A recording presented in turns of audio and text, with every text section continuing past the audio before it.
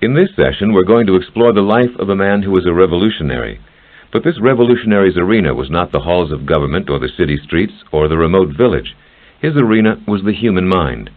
His name is Albert Einstein, and what he revolutionized was the entire human perspective on space, time, and the nature of the universe. Einstein took the prevailing theories on physics, which dated back 200 years to Isaac Newton, and radically reworked them.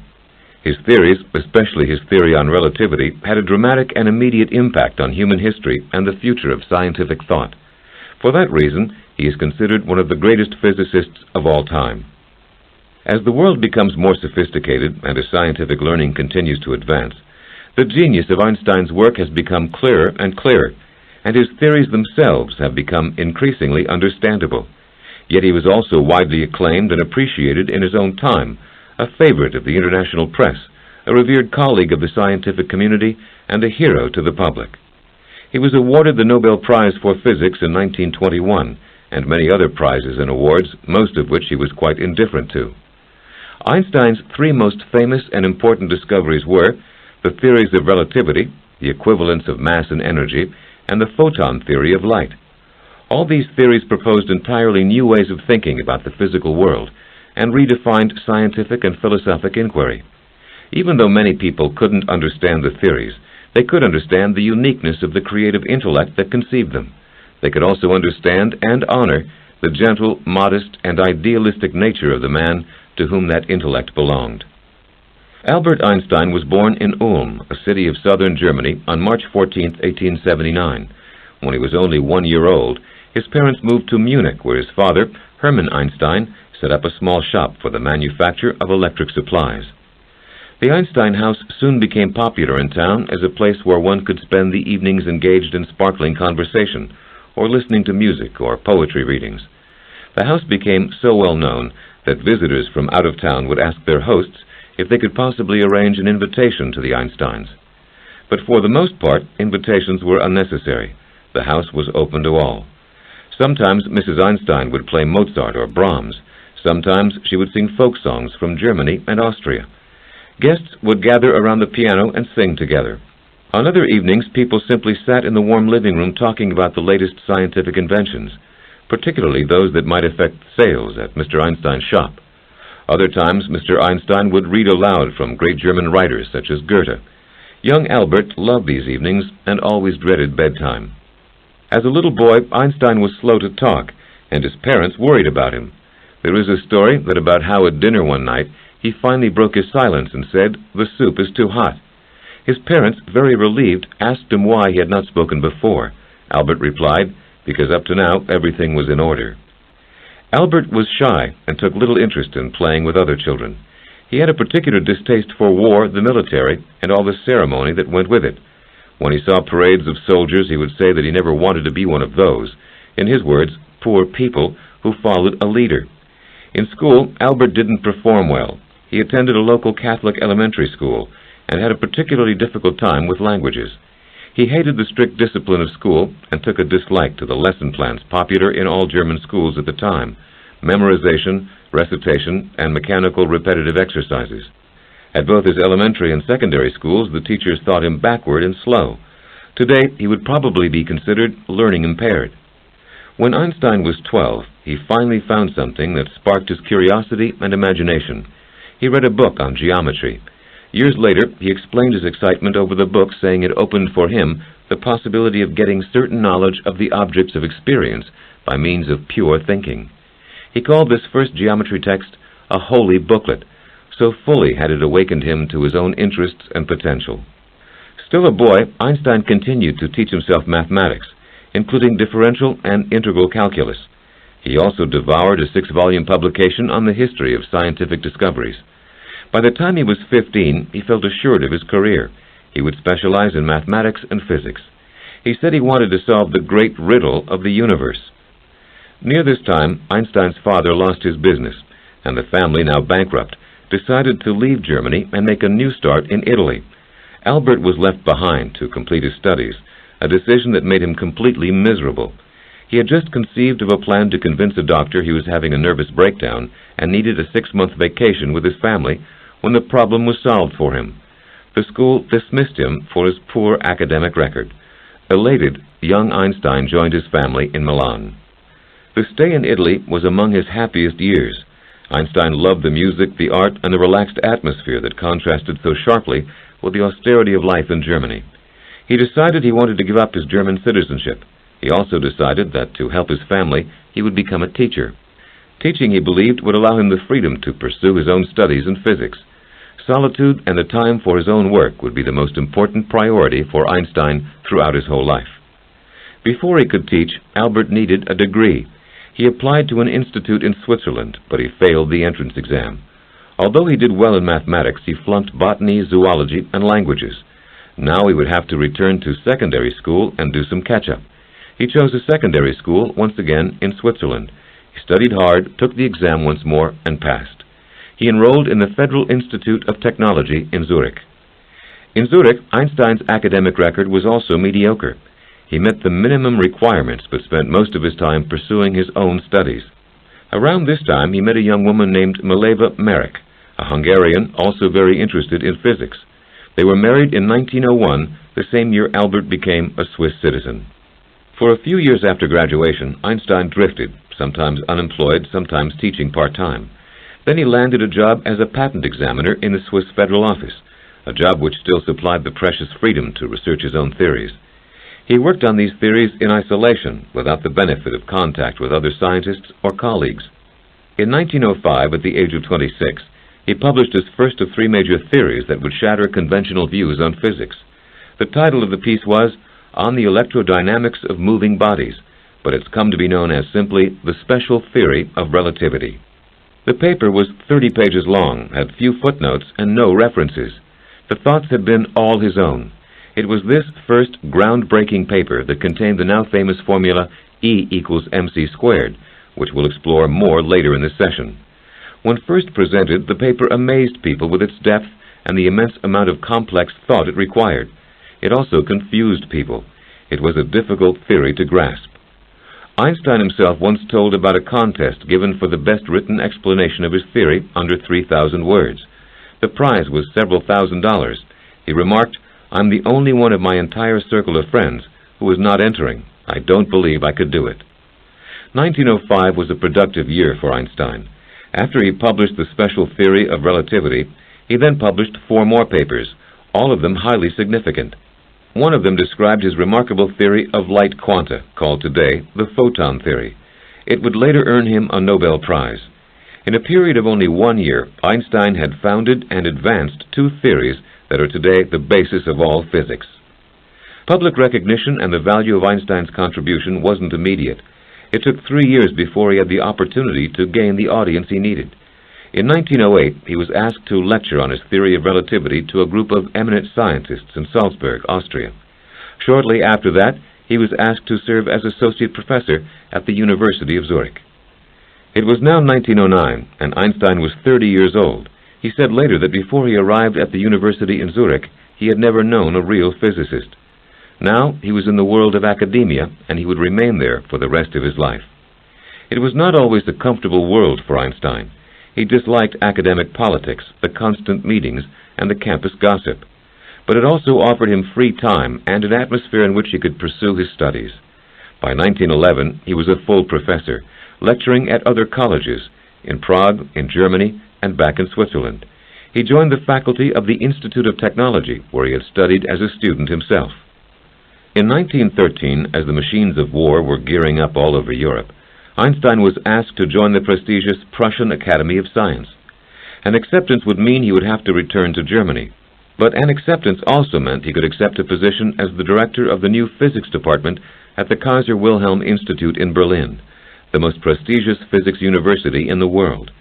Einstein couldn't refuse. The offer came with a promise he would have no official duties and complete freedom to pursue his own interests. The decision to return to Germany marked the end of Einstein's marriage. His wife, Mileva, had been unhappy for a long time. She was frustrated at the limitations of being a wife and mother to their 2 boys, and was anxious to resume a career. Furthermore, she disliked Germany and refused to move, although she felt it was an opportunity that Einstein must take. The 2 agreed to separate, and sometime later they divorced. In Germany, Einstein had all the time he needed to complete his latest work, the theory of general relativity. For the rest of his life, he would work diligently at expanding this theory, a goal that proved unattainable. The fame Einstein achieved during the 17 years he worked in Germany was phenomenal. Both the public and the scientific community lionized him. When World War I broke out, he was one of the few who was able to protest it and still maintain his popularity. He received so many honorary degrees and appointments that he lost track of them. He received his Nobel Prize in Physics in 1922, not for his theory on relativity, which was still considered too controversial, but for his discovery the same year of the photoelectric effect. The prize included an award of $50,000. Einstein sent half of it to his first wife, Mileva, in appreciation for her help and love during the hard times early in their marriage. The other half he donated to charity. Later he won the Copley Medal of the English Royal Society, became an honorary citizen of Prussia, and had a tower erected in his name in Potsdam. On his 50th birthday, he had to flee Berlin to avoid the extensive festivities in his honor. But in the 1930s, things began to change in Germany, changes that would affect all of Europe and the world, changes that would affect Albert Einstein. By the time 1933 arrived and Adolf Hitler came to power, Albert Einstein had become a national symbol. Germans felt that he was yet another example of the superiority of the German mind and the German people. This created a problem because Einstein, although he was by no means orthodox, was also a Jew. So in spite of his undeniable brilliance and success, the Nazis could not permit him to be revered. Instead, they burned his books in public, railed against his work at public meetings, and filled the newspapers with angry editorials. His theory of relativity had always been controversial and subject to criticism. But now, when it was criticized, it was because the writer was a Jew. Einstein boarded a ship and left for the land of liberty. In the United States, too, Einstein was famous. When he arrived, his boat was met by a throng of reporters. The little German physicist was always considered good human interest because he was a genius, and furthermore, he was an eccentric genius. He had long, untamed white hair. He always wore turtleneck sweaters, but he never wore socks. His pants were too baggy, and everywhere he went, he carried a violin. There was a reason for his famously careless dress. Einstein deliberately spent as little time as possible on the trivial so he could have more time for his work. Still, in spite of his sometimes sloppy and distracted ways, the brilliance always shined through. A friend once said, if you could meet and talk to Einstein without knowing that he was Einstein, you would still be impressed by his brilliant eyes, his sense of humor, and by the fact that whatever he might say would be the product of his own mind, uninfluenced by the shrieks of the outside world.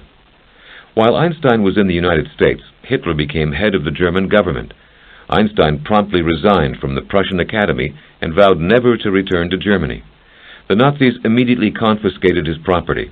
When 100 Nazi professors published a book condemning his theory of relativity, Einstein was indifferent. He said, if I were wrong, one professor would have been enough. Shortly after this, Einstein moved to England, but he returned to the United States when he was offered a position at the Institute for Advanced Study at Princeton, New Jersey. It was an incredible offer. The terms were a lifetime professorship that required no teaching whatsoever, and Einstein could name his salary. Einstein took the offer, but the salary he requested was so low that the Institute had to raise it simply to maintain their own standards. Einstein settled in the States with a comment that, as long as I have any choice, I will stay only in a country where political liberty, toleration, and equality of all citizens before the law is the rule. In 1940, at the age of 61, he became a United States citizen. Einstein's second wife, Elsa, joined him in America, and they settled into a small house in Princeton and into a regular and reliable routine. Einstein rose at 8 o'clock in the morning and left the house before 9 o'clock. He walked for a mile and a half to work through the campus of Princeton University and along a country road to the Institute. As he walked, people stared. He was famous, and besides, he was such a comical sight in his mismatched clothes, and his long wavy hair frizzled out at the ends. Those who had the courage to say hello always received a broad smile. Einstein walked in rain or shine, snow or hail, and he was never known to wear hats or boots or to carry an umbrella. He also never noticed the attention he attracted. His mind already was in his work. His office at the Institute was on the second floor in a spacious two-room suite. He used the small, less luxurious one that had been designed for an assistant. He would sit with a pad in his lap and fill sheet after sheet with figures. Einstein was on a quest. a quest that consumed him the entire second half of his life, and which he never completed. That quest was for unity. Einstein believed there must be a single theory, a unified system of mathematical laws that governed all the forces in the universe. His colleagues thought this search futile and mourned over the time he was wasting. But Einstein remained adamant. He once said the most incomprehensible thing about the world is that it is comprehensible. Shortly after noon, Einstein would return home for lunch, usually in a state of distraction. He said, "I think and think for months, for years. 99 times the conclusion is false. The 100th time, I am right." After lunch, Einstein would work at home in his study with the same pad and pencil. As he was working out his ideas, he would often pace the room, dropping and scattering his papers on the already cluttered floor. It was one of the tasks of his secretary to find these papers and save them for future reference. At the end of the day, Einstein sometimes played the violin. He had a preference for Mozart and Bach. He was an accomplished player and sometimes gave concerts to raise money for a cause he believed in. Once, when invited to speak at a hotel in Prague, he instead rose up and said, "I don't think anyone here really wants to hear me make a speech or deliver a lecture on my theory of relativity. So instead of making a speech, I'm going to play the violin for you." He then proceeded to delight the audience with his renditions of Mozart and Bach. Einstein also played the piano, but this he always did in private. Although Einstein always remained as shy as he'd been as a child, he did like to entertain at home. He would sit with friends and discuss not just physics, but politics and philosophy. He seldom had the time to read, but did have a partiality for Dostoevsky, to whom he gave the ultimate compliment when he said, "He gives me more pleasure than Gauss," the great mathematician. Einstein's favorite pastime, when not working, was sailing on a nearby lake. His 18-foot sailboat was his most cherished possession. In general, life in Princeton was pleasant and peaceful. He once wrote to Queen Elizabeth describing the academic town as a wonderful little spot, a quaint and ceremonious little village of puny demigods on stilts. But life was not all pleasantness. As the world plunged into war at the turn of the decade, Einstein would confront a personal crisis of enormous proportions. Although always a pacifist, he now found his ideals being put to the test by a dictator whose megalomania and inhumanity threatened the entire world. He reversed himself publicly, admitting that in this particular and very grave case, war was justifiable. He even helped raise money for it in bond drives, and he donated his services to charitable organizations that were helping the large number of refugees who were fleeing Germany for the United States. In writing of the war at that time, he said, "The ancient Jehovah is still abroad. Alas, he slays the innocent along with the guilty, whom he strikes so fearsomely blind that they can feel no sense of guilt. We are dealing with an epidemic delusion which, having caused infinite suffering, will one day vanish and become a monstrous and incomprehensible source of wonderment to later generations." Then he confronted another crisis, one caused by his seminal work over 30 years before on the subject of relativity.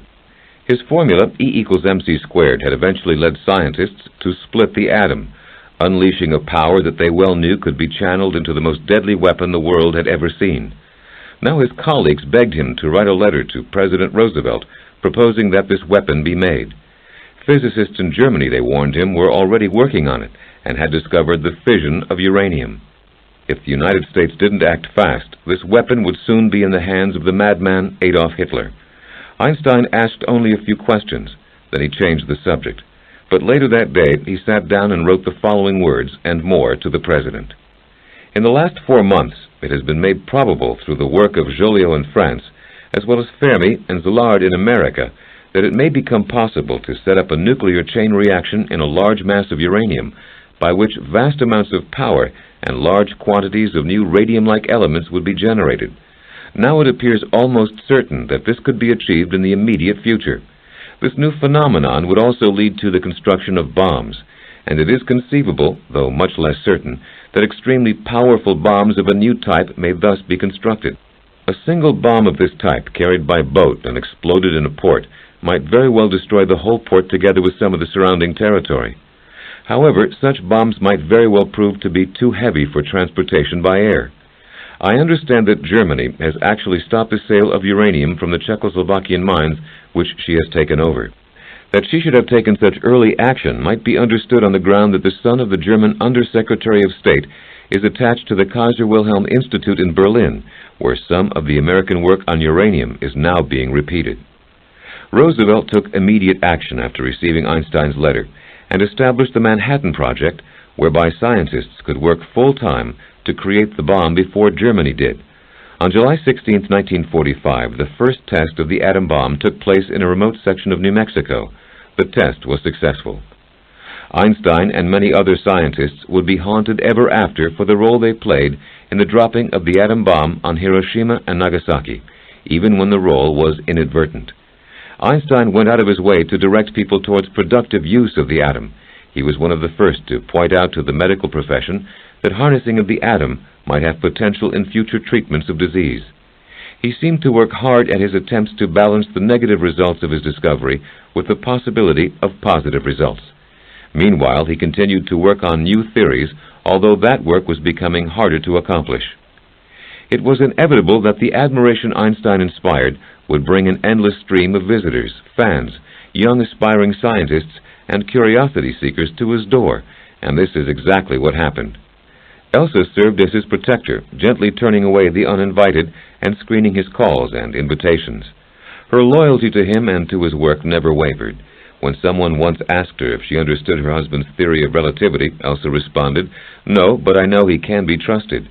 After Elsa died in 1936, her daughter from a previous marriage came to live with Einstein and stepped into Elsa's shoes as the guardian of his privacy. It was one of the biggest challenges of Einstein's later years to find the time and concentration for his own work in the midst of great public attention. Although he led a somewhat ascetic and reclusive life, Einstein was by no means out of touch with the world. He was very fully involved in several controversial issues of great importance to the world.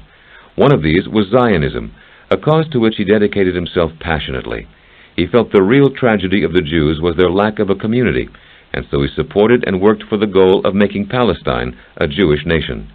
He was not intensely nationalistic about it, and he held no religious orthodoxy, but he was committed. He was also one of a handful of prominent people who spoke up against the communist witch hunts of the McCarthy era, when a group of congressmen required citizens to testify about their past and present political activities and beliefs. These witnesses were also required to report on the political leanings of their friends. Einstein's comment at the time was, "It is shameful for a blameless citizen to submit to such an inquisition, which violates the spirit of the Constitution." Einstein also continued to oppose war and militarism, and one of his favorite points to make was that although there were over 100 colleges in the United States that offered courses on warfare, there were only one or two that offered courses on peacemaking. Even though Einstein had once said, "Politics is for the moment, an equation is forever," he nevertheless felt compelled to serve humanity in other areas besides science. Shortly before his death, Einstein joined many other prominent people, including the philosopher Bertrand Russell, in a declaration against war. They focused particularly on the next and future weapon, the H-bomb. This bomb, they argued, could end the entire human race, and no treaties between nations could guarantee it would not be used. Their conclusion, the only choice was to prohibit war entirely. Einstein worked throughout his later years for the cause of nuclear disarmament, and even established the Einstein War Resisters International Fund. He grew less and less patient with statesmen and politicians, saying, "They have cheated, fooled us. Hundreds of millions of people in Europe and America, billions of men and women yet to be born, have been and are being cheated, traded, and tricked out of their lives and health and well-being." He discussed with Sigmund Freud his view that people must have an innate compulsion for hatred and destruction, to which Freud agreed. Meanwhile, he discussed with the famous Hindu poet, Rabindranath Tagore, the nature of truth. Tagore held that truth was realized through man. Einstein instead maintained that scientific truth must be conceived as a valid truth independent of man. "I cannot prove I am right in this," he said, "but that is my religion." Accused of atheism at various times in his life, Einstein firmly denied it, saying he believed in Spinoza's God, who reveals himself in the harmony of what exists. In 1947, following an illness, Einstein's doctors discovered he had an aneurysm, a small ballooning in a weak wall of an artery in his heart. Within a few years his condition grew worse, but still he managed to put in several hours of work a day at the Institute. He continued a few years like this, and then in 1955 he began to grow frail. His legs were so weak that his customary walk to the university became harder and harder. His fingers were so weak he could no longer play his beloved violin. Then he began to suffer stomach pains, but he rejected the idea of surgery, saying he had too much work to do. He was still working steadily in his attempt to find a unified theory of physics. Soon Einstein collapsed and a bed was put up in his study. Specialists wanted to operate, saying there was a 50-50 chance they could succeed in repairing the artery, but Einstein would have none of it. His view of death was simply that it happened to everyone and was not particularly important. A few days later, doctors insisted on taking him to the hospital, and shortly after midnight that day, April 18, 1955, the weak artery broke and Albert Einstein died. He was 76 years old. He had already left instructions on what was to be done. There was to be no funeral, no grave, and no monument. His brains could be used for research, but he wanted his body cremated. His wishes were carried out, and his ashes were scattered in a nearby river. Albert Einstein's brain was carefully examined under a microscope, and although no details of this examination were ever released, it was made known that the doctors found nothing unique in the brain's size, weight, or formation. The expansive imagination and brilliant reasoning that had created such monumental work was stored in some recess inaccessible to science. Since his death, the work of Albert Einstein has only inspired more admiration and awe. New learning has only helped to confirm the importance and accuracy of what he determined so many years ago. Einstein's first great work was the paper he wrote in 1905, now referred to as the special theory of relativity. It is not an easy theory to understand nor to describe. Once Einstein himself was asked to give a lecture on it to an audience in Bern, Switzerland. He started his remarks by saying, "I'm sure you will all find the theory very simple." The roar of laughter that greeted this remark continued for a full 5 minutes. The theory showed that there is no fixed or absolute standard for comparison for judging the motion of the Earth or other moving systems. The only movement that can be detected and measured is relative movement, the change of a position of one body in relationship to another. That was the first premise. It then led to a conclusion. The conclusion was the famous E equals mc squared. With this formula, he said that mass and energy are interchangeable, that mass represents stores of energy, and that energy contains a small mass. Thus, mass can be converted to energy and vice versa. The rate of exchange between mass and energy is that energy equals mass times the speed of light squared. For instance, one could take an atom of uranium and break it into 2 pieces in a laboratory. The 2 pieces together would weigh less than the original single atom. So there would be extra energy that wasn't there before. The missing mass, m, has turned into an amount of energy, E, given by the velocity or speed of light, which is c. Because c is so large and c squared is even larger, even a minute amount of mass equals an enormous amount of energy. His work therefore revealed the reservoirs of energy held within the atom, and also supplied the means for calculating the amount of it, thus paving the way for scientists who split the atom 34 years later. His formula is the basic principle behind the operation of nuclear reactors. Shortly after publishing the special theory of relativity, Einstein published his next work, the photon theory.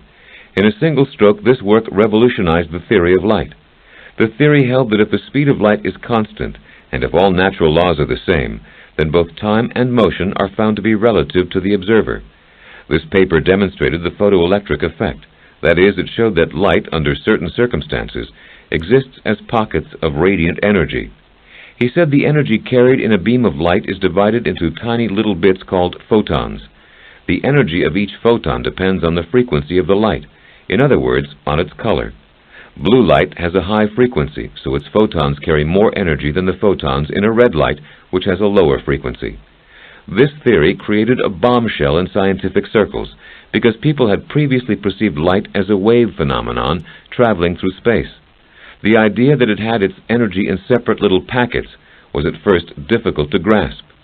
Einstein's paper was an enormous development in the area of quantum theory, and it is the paper that won him his Nobel Prize. Einstein also published a third paper in this year, 1905, in which he put forth his theory of Brownian motion. In this paper, he accounted for the apparently random movement of pollen in fluids, and provided strong evidence for the existence of atom-sized molecules.